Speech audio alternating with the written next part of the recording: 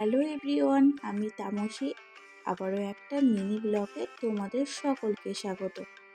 সকালটা শুরু হয়েছে প্রায় 6:30টার দিকে, আর এত রোদ্দুর কদিন ধরে দিচ্ছে, খুব কষ্ট হচ্ছে। যারা বাইরে কাজ করো না, তারা একটু সকাল সকাল কাজ করে নেওয়ার চেষ্টা করবে, নাহলে এতটা রোদে গরমে কিন্তু খুব কষ্ট হয়ে যাবে। সকালে উঠেই প্রধান কাজ থাকে বিছানা গোছানো।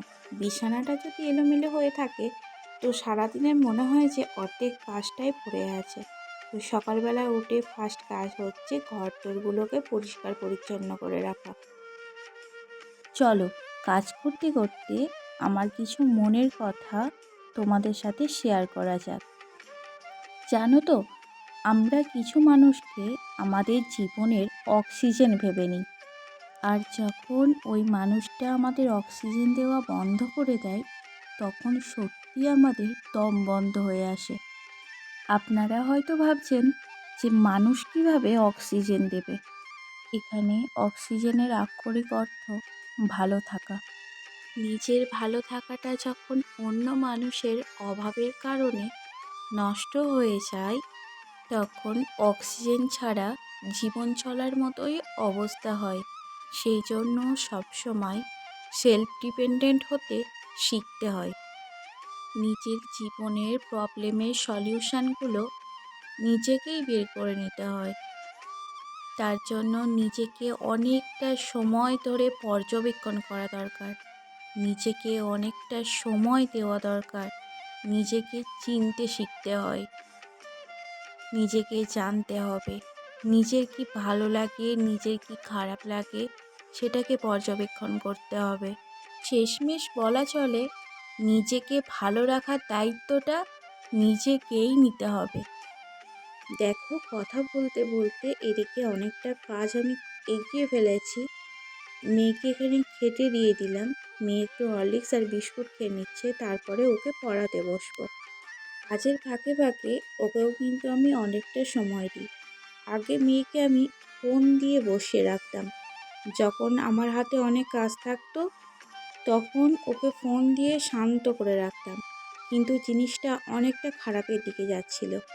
এখন ওকে ফোনের নেশা থেকে অনেকটা দূরে সরিয়ে রেখেছি। এখনও বেশিটা সময়ই খেলাধুলো নিয়ে, ওর যেসব খেলা আছে সেই সব নিয়েই পড়ে থাকে। বই, পড়াশোনা এইসব নিয়েই থাকে। ফোন থেকে বাচ্চাকে সবসময় দূরে রাখবে। এদিকে আমি জামা কাপড়গুলো গুছিয়ে নিচ্ছিলাম। অনেকটা দিন ধরে এগুলো পড়েছিল এখানে। কি বলতো, সময় হয় না ভিডিও করা, ভিডিও এডিটিং, এদিকে সংসারের কাজ থাকে। তো সেই জন্য ভাবলাম যে আজকে একটু হাতে সময় আছে, আর আজকে যেন বারটাও ভালো ছিল, বুধবার ছিল। তো ঘরদোরগুলো একটু পরিষ্কার করে নিচ্ছিলাম। যে কোনো বারেই তো ঘরদোর ঝাড়া যায় না, তো আজকে বুধবার ছিল, সেই জন্য আমি একটু এগুলোকে পরিষ্কার করে নিলাম। এই সব কাজগুলো করতে করতে পুরো হাঁপিয়ে উঠেছি, কারণ প্রচণ্ড গরম। সকালবেলায় এতটা রোদ্দুর দিয়েছে।